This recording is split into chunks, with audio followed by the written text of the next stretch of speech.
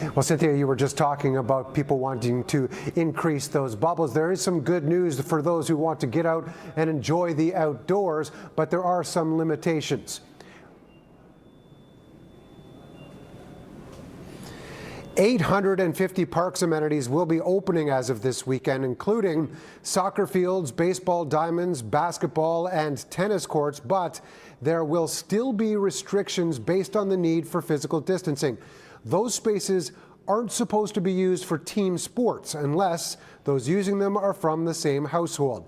They are available for other activities like walking, running, and biking.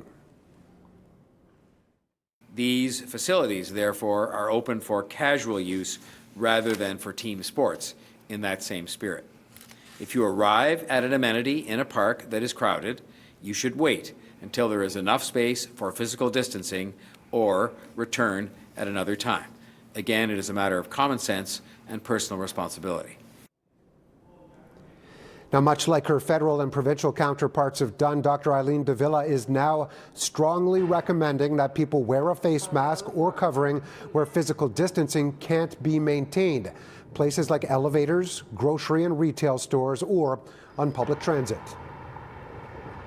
When you are out and about, you may find yourself in a situation where you may need a mask when you cannot maintain 6 feet of physical distance from others. So I ask that you please plan ahead as best you can.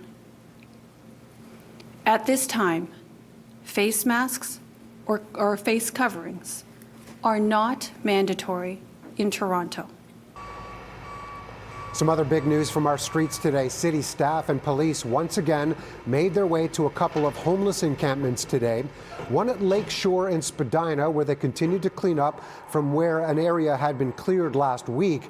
The other at Richmond and Power Streets, where 27 people were moved to interim housing while their tents and other items were cleared from the scene. I believe that the city is following a sensitive, sensible, and consistent policy with respect to, and I think you'll hear the numbers with respect to the activities that went on today, with respect to ensuring that all, if possible, and certainly the vast majority of people who are living in these encampments, which represent a serious public safety and public health risk, are found optional, additional or alternate housing for themselves before the encampments are cleared, and they're cleared after that is done. And I think that is entirely the appropriate thing for the city to be doing in the best interest of public health and public safety. Here's some more of your Toronto numbers now. With 263 new cases today, Toronto has now surpassed 9,000 cases of COVID-19. That's another jump due to testing, while 6,735 people have now recovered from the virus. 413 people are currently in hospital, with 92 in the intensive care unit. 716 people have now died as a result of COVID-19. The city's active TO program is actually going to be expanding this weekend as well. More street closures for people to get out to walk and run and cycle. Parts of Lakeshore Boulevard, both east and west, are going to be closed down, as well as Bayview Avenue.